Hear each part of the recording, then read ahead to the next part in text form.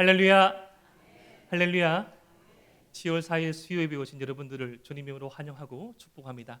가히 우리가 며칠 동안 보낸 시간은 이 가을 방학과 같은 시간이었습니다. 역대 몇 년 동안 이런 연휴가 없었다고 하더라고요. 주일을 성수를 하는 여러분들과 저에게는 해당되지 않았지만, 예를 들어서 한 토요일까지 보내고 주일, 월, 화 계속 쉴 수 있다고 얼마나 라디오에서 이렇게 말하든지 좀 생소하기도 하였습니다. 이제 다시 일상을 오늘 시작을 하였는데 어땠습니까? 좀 어떻게 보면 우리 또 권사님들, 집사님들, 손주 그리고 자녀들 보다가 속 시원하고, 올 땐 더 좋고 갈 땐 더 좋고, 올 때도 좋지만 갈 때 그 모습이 얼마나 좋은지 속으로 빨리 가라 속히 오라를 말하지만 좀 그렇게 표현할 수는 없고, 마음으로 올 때도 좋고 갈 때도 저런 모습들, 또 특별 새벽 기도회가 또 진행되고 있으니까 기도에 힘을 쓰다 보니까 또 깊은 이 말씀과 기도 가운데 은혜를 받고 참 좋은 달인 것 같습니다. 그런데 통계적으로 보니까 10월 달쯤 되면 참 사람들이 좀 많이 지친다고 합니다. 이제 한 반쯤 오면, 한 6월쯤 오면 아직 절반이 남아가지고 뭔가를 할 수 있겠다는 그런 생각이 들지만, 10월쯤 오면 많은 분들이 그런 어떤 우울감이나 아니면 무력감이나 피로감을 호소하기도 한다고 합니다. 이제 이 한 해가 얼마 남지 않았고 이때까지 어떻게 살아왔는지를 되돌아보면서 자신의 발걸음들을 되돌아볼 때 그렇게 넘어졌던 순간들, 힘들었던 순간들을 생각하면서 그렇게 힘든 그런 마음들을 나눈다고 합니다. 아이들은 잘 넘어집니다. 이미 저와 여러분들은 수천 번을 넘어지고 일어서서 이렇게 진립보행을 할 수 있지요. 그런데 넘어졌다가 사람이 다시 일어설 수 있다는 것은 아직 생명이 있다는 것입니다. 넘어져서 일어서지 못하면 생명이 없는 것이지요. 그 누구나 다 아픕니다. 하지만 이 생명이 기력이 쇠하여서 가면 그 회복력이 좀 늦어지지요. 영적인 아픔을 겪을 수 있습니다. 우리 내면에 어떤 마음, 어떤 스크래치를 받을 수 있습니다. 하지만 그 회복력이 회복되는 시간이 더디어지고 잘 이루어지지 않을 때 우리의 삶은 더 곤빈해지는 것 같습니다. 하지만 하나님의 백성인 저와 여러분들에게는 넘어짐도 은혜입니다. 하나님께서 넘어진 그 순간에도 함께 하시고, 그 넘어짐의 순간을 통하여서 하나님께서 더욱더 귀한 은혜를 주시기 때문입니다. 한번 따라해 볼까요? 넘어짐도 은혜다. 하나님의 백성인 저와 여러분들에게 이 넘어짐도 은혜라는 이 사실 이미 알고 있고, 우리가 체험한 적도 있고, 우리가 그 과정을 살아가고 있지만, 그 넘어짐이 은혜라는 것이 우리의 삶 가운데 열매 맺고, 넘어짐이 은혜라는 것이 우리의 삶 가운데 구현되기까지는 참 많은 시행착오와 어려움들이 있는 것 같습니다. 오늘 말씀을 통해서도 이스라엘의 가장 뛰어난 선지자였지만 넘어졌다가 거의 쓰러질 뻔하고 일어설 수 없었던 한 사람을 소개하고 있습니다. 이 사람의 절규가 열왕기상 19장 4절 말씀에 이렇게 나타납니다. 우리 다 함께 열왕기상 19장 4절 말씀을 함께 읽겠습니다. 시작. 자기 자신은 광야로 들어가 하루길쯤 가서 한 노든 나무 아래에 앉아서 자기가 죽기를 원하여 이르되, 여호와여 넉넉하오니 지금 내 생명을 거두시옵소서. 나는 내 조상들보다 낫지 못하니이다 하고. 이 사람이 누구입니까? 바로 엘리야입니다. 엘리야가 누구입니까? 신약 시대 이 복음서 말씀에 변화사 사건에서 이 예수님께서 재림주와 심판주로 오실 그 모습을 변한 모습으로 드러내 보일 때, 예수님과 함께 예수님을 중간에 두고 모세와 아울러서 예수님의 별세에 대하여서, 예수님의 죽으심과 그 죽으심의 의미에 대해서 논하였던 구약을 총평하는 인물이 바로 엘리야였는데, 그 엘리야가 지금 자신의 삶을 돌아보며 아무런 가치가 없고 아무런 쓸모가 없는 인생이 바로 자신의 인생이라고 그렇게 탄식하고 있습니다. 이 말씀 앞에 있는 열왕기상 18장 말씀에서는 우리가 이 성경에서 가장 드라마틱하고 가장 영광스러운 순간이 기록되어져 있습니다. 바로 갈멜산에서 이 바알과 아세라를 섬기던 이 850명의 이 우상 선지자, 이방 선지자들과 맞서서 이깁니다. 그리고 그의 기도로 말미암아 3년 6개월 동안 내리지 않았던 단 한 개, 단 조그만 이슬도 내리지 않았던 이스라엘 전역에 비가 내렸습니다.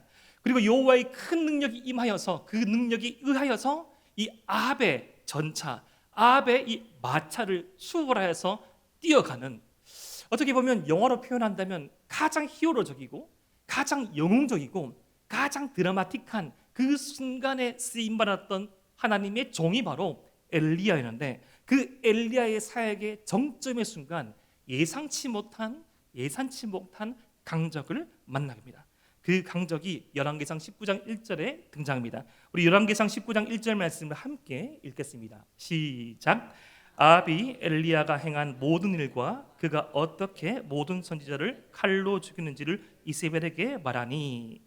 열왕기상 19장 1절 말씀에서 북이스라엘의 오므리 왕조의 아합 왕이 자신의 아내인 이 이세벨에게 엘리야가 행한 모든 일, 그리고 그가 어떻게 모든 선지자를 죽이는지를 이세벨에게 고하는데, 말하는데, 여기서 이 말한다는 의미는 보고의 의미가 담겨져 있습니다.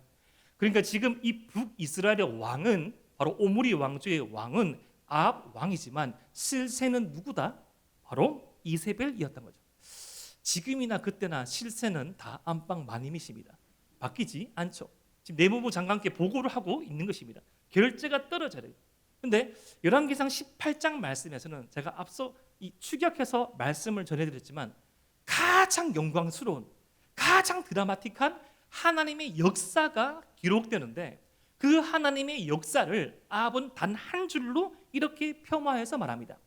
그가 어떻게 모든 선지자를 칼로 죽였는지를, 모든 선지자를 칼로 죽인 이 사륙의 이 중심에 이 엘리야가 있었다고 지금 고하고 있는 거죠.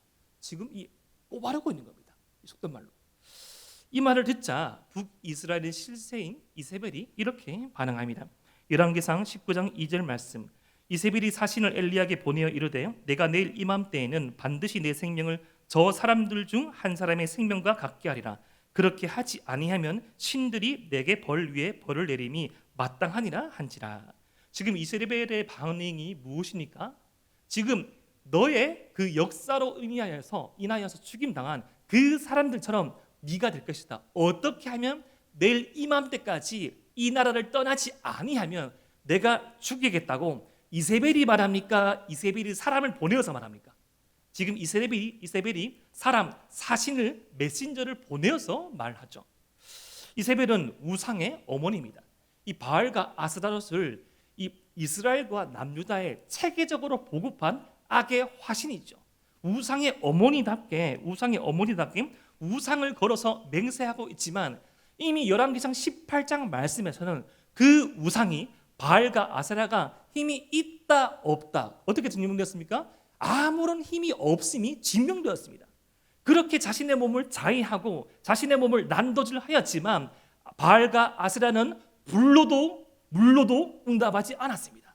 그렇다면 지금 이 이세벨의 반응은 뭡니까? 아무런 실체가 없는 뻥이죠. 지금 뻥을 치고 있는 겁니다. 예전에 제가 다른 교회에서 공동체를 섬기고 있을 때 여름에 아울리치라는 국내 선교를 간 적이 있습니다.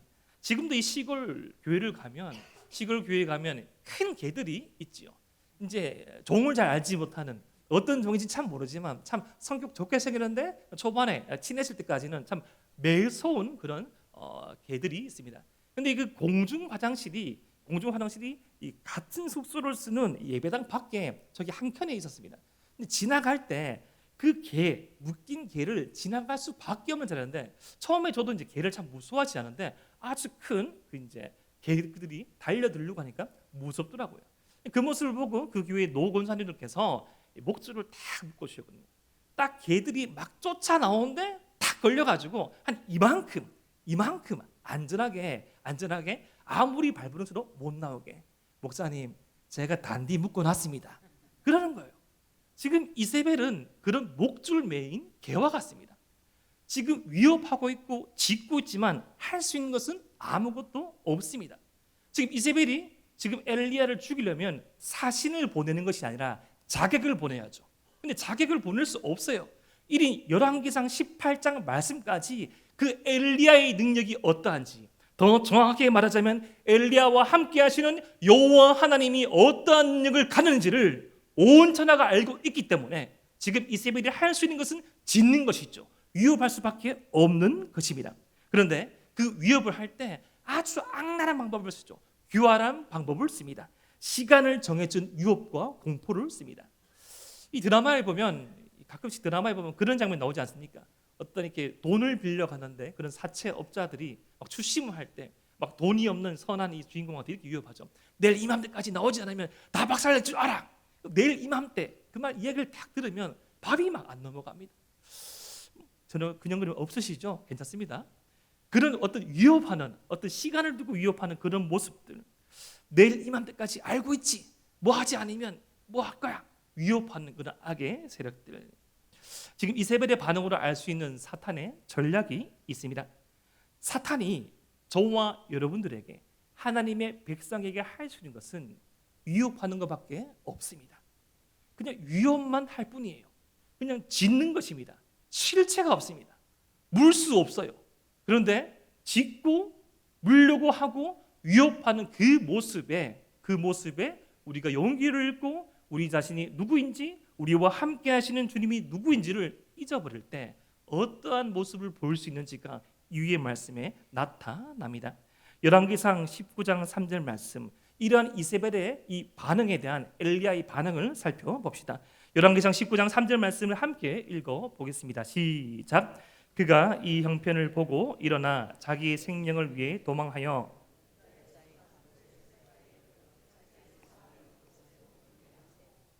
지금 이세벨의 위협을 받고 내일 이맘때까지 여기 남아있으면 죽이겠다는 그 위협을 받고 엘리야는 자신의 생명을 위하여서 브엘세바까지 도망치는데 그가 원래 머물고 있던 갈멜산에서 브엘세바는 이 직선으로 180km쯤 됩니다. 더 길게 여기자면 195km쯤 됩니다.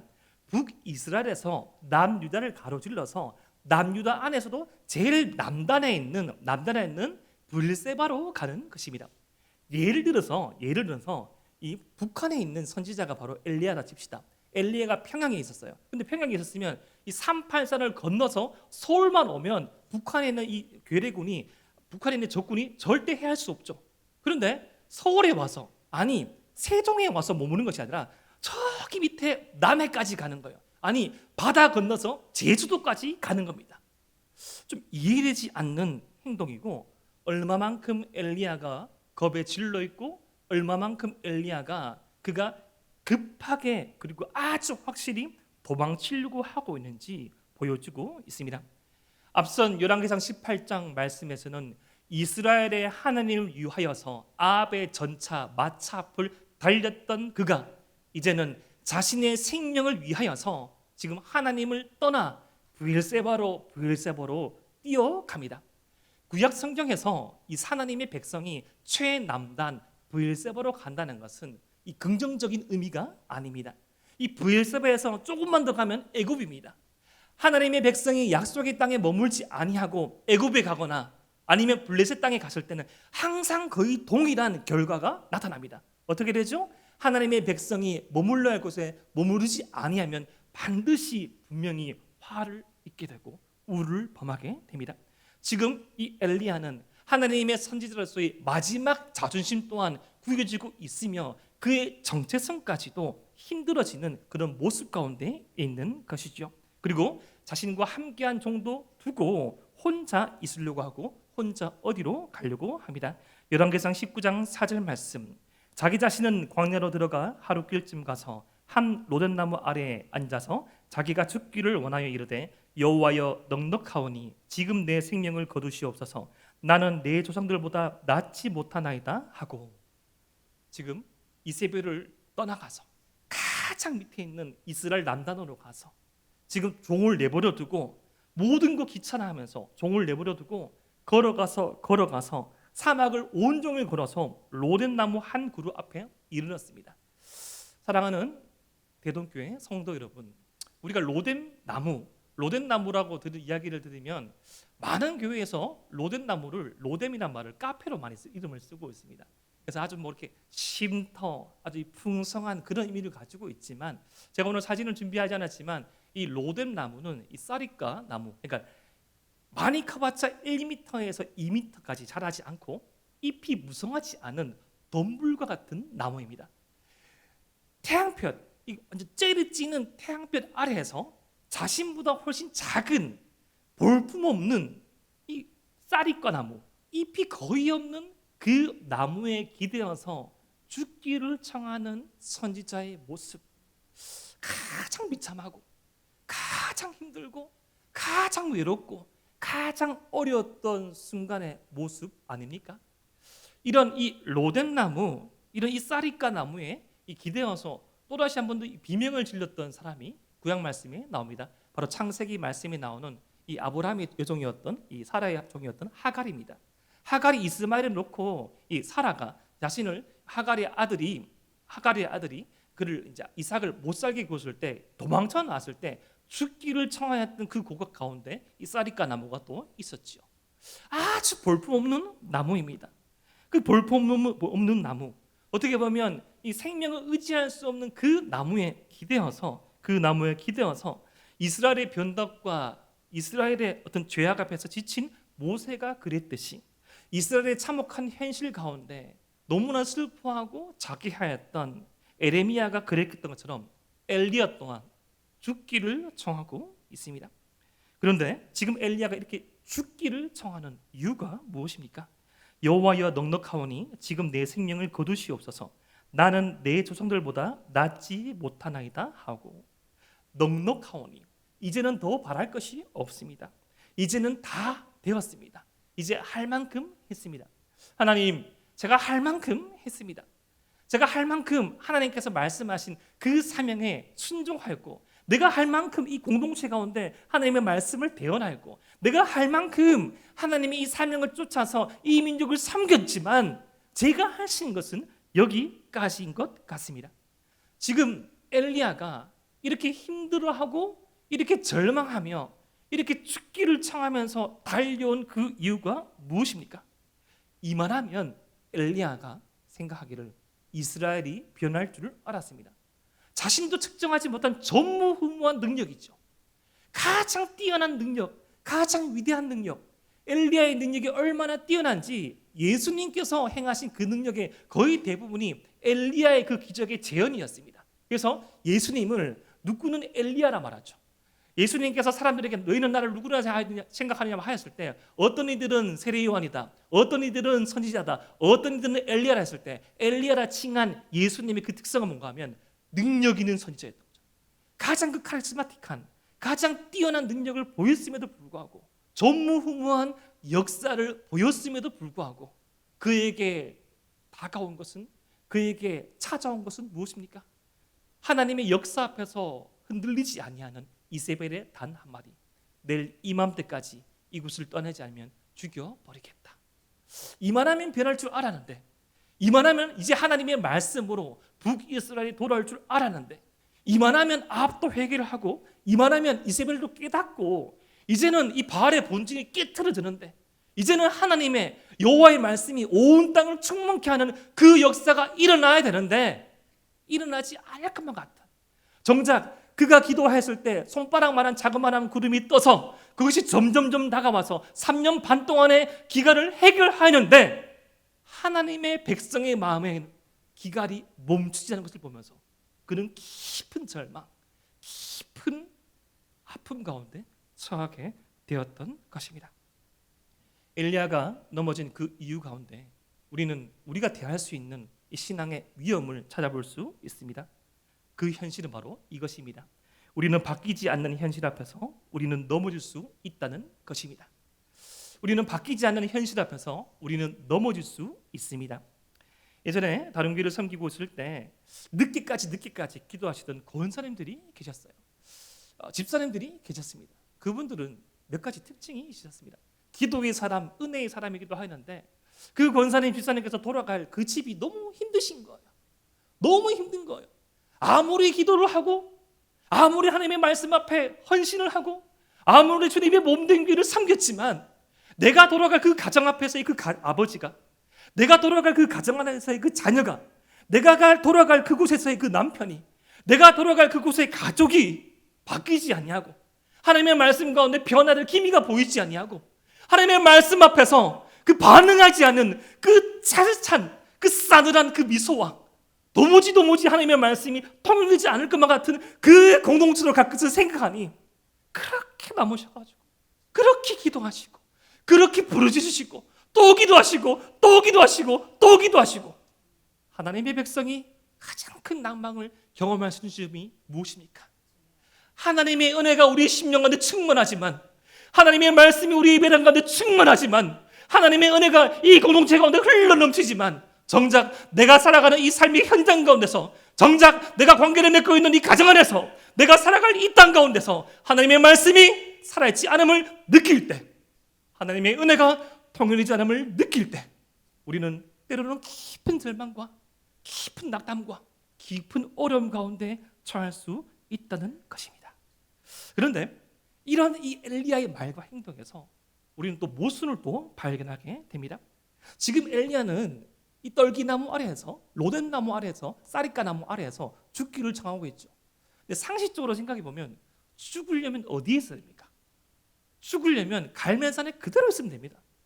그대로 있으면 이세벨이 한번 위협했다가 예전에 엘리야가 아니네, 마치 사사기의 삼손처럼 힘이 없네, 야 잡아라, 막 잡아가지고 뭐 불에 넣거나 뭐 했겠죠. 그런데 엘리야는 살려고 도망쳐왔습니다. 살려고 이 36기도 아니죠, 가장 빠른 스피드로. 저는 아마 이 성경에서 가장 빠른 스피드를 자랑하는 사람이 바로 엘리야가 아닌가 싶습니다. 지금 아시안 게임이 벌어지고 있는데 아마 출전하면 다 땄을 거예요. 다 아마 해들어갔을 겁니다.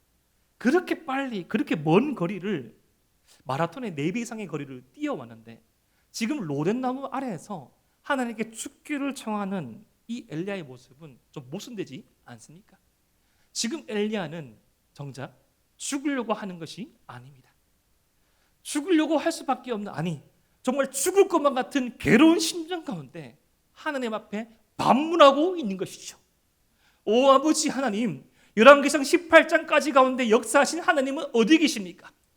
하나님께서 3년 반 동안에 이 가뭄도 멈추게 하셨고, 하나님께서 이 아세라와 바알의 선지자의 대결에서도 승리하셨는데, 하나님께서 정작 저 하나님을 인정하지 않은 한 사람의 마음은 바꾸지 못합니까? 아버지 하나님, 역사하여 주시옵소서. 왜 나의 마음 가운데 이 공포가 찾아옵니까? 왜 나의 마음 가운데 이런 깊은 나락과 같은 절망이 찾아옵니까? 하나님, 다시금 은혜를 허락하여 주시옵소서. 삼손이 마지막에 주님 앞에 기도하듯이 이번만 나를 강하게 하사, 이번만 나를 강하게 하사, 여호와 이름의 영광을 구하듯이 지금 엘리야는 그 많은 시편의 저자들이 지었던 애가를 부르고 있는 것입니다. 하나님, 하나님께서 부지하시는 이 역사의 현장 가운데 다시금 역사하여 주시옵소서. 최선의 방식은 아니죠, 최고의 방식은 아닙니다. 하지만 지금 엘리야는 마지막까지도 하나님께 그 믿음의 동의줄을 붙잡고 그가 할 수 있는 방식으로 기도하고 있는 것입니다. 최고의 방식은 아니에요.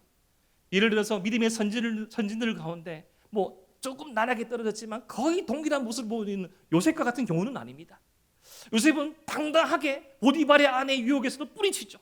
내가 어떻게 하나님 앞에 득제하리요, 멋있게 감옥에 갔다가 하나님의 꿈을 대언하고 막 승승장구한 그런 모습들, 물론 그 이면 가운데 큰 아픔과 시련도 있었지만, 지금 엘리야는 그렇게 최선의 방법을 하지만 그가 할 수 있는 믿음의 현실 가운데 끝까지 하나님의 은혜를 붙잡고 있는 것입니다.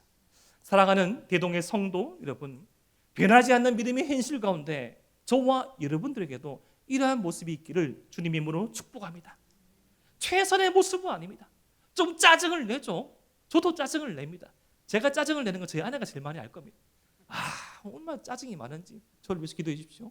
힘들 수 있죠. 투정할 줄도 있습니다. 하지만 그럼에도 불구하고 결론은 다시금 울며 기도하는 것이죠. 아버지야, 사랑하는 대동의 성도 여러분, 우리의 삶이 완전합니까? 우리의 삶이 항상 그 계획대로 흘러가던가요? 우리의 삶이 우리 예상 답안지처럼 다 주어지던가요? 그리고 내가 이렇게 해야지 라고 하였을 때 그렇게 아름답게 헌신할 수 있습니까? 조금은 서툴고 조금은 거칠고 조금은 모자라지만 그래도 결국은 하나님이라면 아직까지 희망이 있는 것입니다. 그래도 결국은 세상 사람이 바라봤을 때 아무 쓸데가 없는 이 떨기나무, 로den나무 밑에서 죽기를 청하면서 하나님 앞에 반문하며 기도하는 그 모습일지라도 그 모습이 반등될 수 있다는 것입니다. 엘리야는 마지막까지 힘을 짜내었던 그 기도를 드리고 열왕기상 19절 5절 말씀 보면 로뎀 나무 아래 누워 잡니다. 너무너무 힘든 이 외롭고 힘든 싸움을 보내고 마지막 한 방울까지 있던 힘을 짜내고 쓰러져 버린 것입니다. 어쩌면 이 죽음의 상태에 이르를지 모르겠습니다. 이스라엘에 어쩌면 남아있는 마지막 희망인 이 선지자의 생은 어떻게 됩니까? 열왕기상 19장 5절 말씀 로뎀 나무에 누워 자더니 천사가 그를 어루만지며 그에게 이르되 일어나서 먹으라 하는지라. 하나님의 천사가 엘리야를 어루만집니다. 그리고 말씀합니다. 일어나서 먹으라. 지칠 대로 지친 엘리야에게 양식을 하나님께서 천사를 통하여서 공급하십니다. 사랑하는 대동의 성도 여러분, 때로는 우리가 쓰러질 수 있고 때로는 우리가 넘어질 수 있습니다. 하지만 그 넘어짐의 끝이, 쓰러짐의 끝이 하나님을 향한 간구와 기도였다면 그것이 이어지지 아니하고 우리가 멈춰선 그 자리에서 주님께서 그때부터 역사하실 것입니다. 여러분, 완성형이 아니잖아요. 완성된 기도가 아닙니다. 반쪽짜리 기도죠. 하지만 그의 간구 가운데 하나님께서 다가오셔서 그를 어루만지고 그를 먹이십니다. 열왕기상 19장 6절 말씀 본즉 머리맡에 숯불에 구운 떡과 한 병 물이 있더라. 저는 가끔씩 이 몸이 좀 좋지 않을 때 가끔씩 예전에 부모님께서 만들어준 이 시래기 된장국이 생각납니다. 항상 아플 때 그걸 먹었어요. 그리고 오이 소박이, 그리고 저희 부모님이 특이하게 만드시는 시그니처 메뉴, 좋은 거 아닙니다. 이 계란 후라이인데 기름으로 튀기는 계란 후라이. 저희 아내가 참 음식을 참 잘하는데 그것을 본인이 구현하지 못한다고 시인하거든요. 계란 후라이인데 희한해요. 기름에 튀겨내가지고 고소하면서 바삭바삭하고 이 흰자는 촉촉하면서 겉은 바삭한 그런 맛. 그게 가끔씩 생각이 납니다. 뭐 1년에 한두 번 정도 제가 이제 고향이 대구이다 보니까 사역을 마치고 사역 중간에 식사 때를 놓치면 부모님 댁에 가서 1년에 한두 번 정도는 식사를 할 때가 있는 것 같습니다. 근데 대부분 이 어머니, 아버지께서 이렇게 식사를 차려주실 때 뭐 반찬 투정 할 것도 없죠. 주는 대로 먹는데 가끔씩 그 메뉴 가운데 어머니, 아버님이 그 소울푸드가 나오는 거예요. 그거를 먹을 때마다 그때가 생각납니다. 저희 인생의 어떤 어두운 시기 가운데 갈팡질팡하고 기도했던 그 시기 가운데 참 많은 것들을 말해주고 부모님으로서 완벽한 대답과 완성된 그런 어떤 해결책을 주지는 못하셨지만 함께 정성스러운 식사를 준비하시고 저희 어깨를 두드리시고 인수야 기도한 대로 될 것이다. 인수야 두려워하지 말라.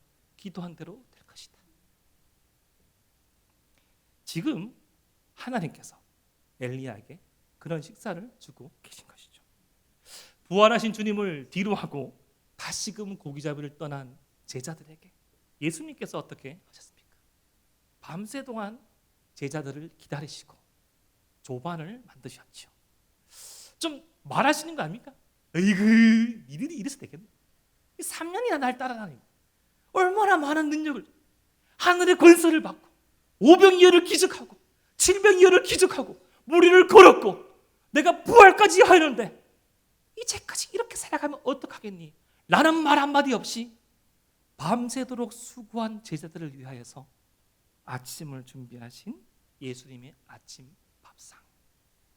때로는 하나님의 백성을 이렇게 세워주는 것은 하나님의 그런 정성이 담긴 하나님의 실질적인 터치가 있는 순간이 우리에게 필요할 때가 있습니다.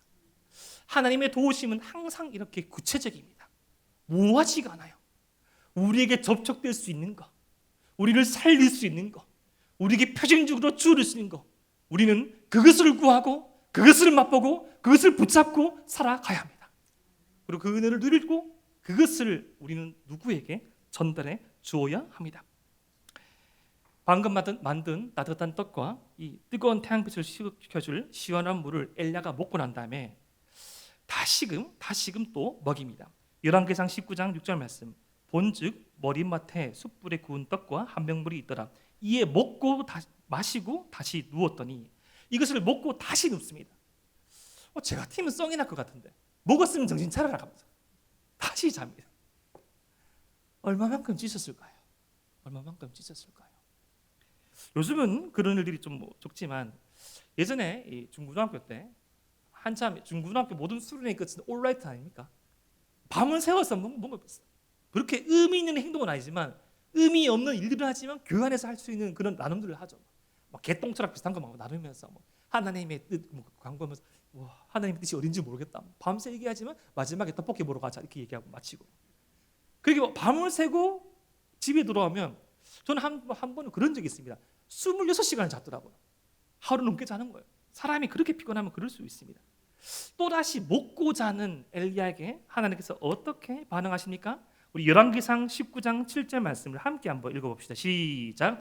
여호와의 천사가 또다시 와서 어루만지며 이르되 일어나 먹으라 내가 갈 길을 다 가지 못할까 하노라 하는지라.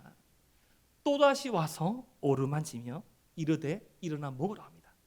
또다시 그를 안아주고 또다시 그를 만지면서 일어나 먹으라고 하고 내가 갈 길을 다 가지 못할까 하노라 합니다. 엘리야야 지금 남아있는 사명이 있다. 엘리야야 네가 끝까지 가야 될 길이 좀 남아있다. 정신 좀 차리고 힘 좀 내서 같이 한번 걸어가 보자. 힘이 들지요? 지칠 수 있습니다. 혹시 오늘 살아갈 이 힘을 간구하기 위하여서 기도하러 나온 성도들도 많이 있는 줄 압니다.